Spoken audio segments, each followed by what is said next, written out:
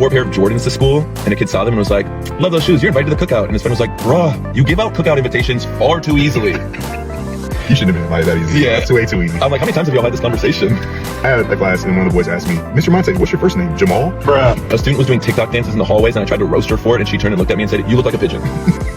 She's been waiting for the perfect moment to pull that one out, bro. I had a class of first graders one time, and one of the more observant kids walked up to me and goes, Mr. Monte, are you black? And I was like, yeah. And he was like, well, you don't look like it. And I was like, yeah, well, I still am. And he was like, I've determined that you are not black. And skipped away. I had a student that saw my wedding ring and was like, are you married to a black woman? And I said, nah, she's white. And they said, I'm not mad.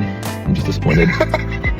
They expected more of me, though. I appreciate that I have a black wife energy. That's the highest compliment they could have given me. I was talking about some of my favorite rappers, and I asked the guys, I said, hey, who's your guys' favorite rapper? And they're like, Mr. Monte, you know who our favorite rapper is. Eminem. They're like, do you see this? Obviously. I was hoping for like a Macklemore maybe in there somewhere, but no. They're like, we like the way he raps. It's just kind of like lunch pail, first guy in, last guy out. Pulls himself by his bootstraps kind of rapper.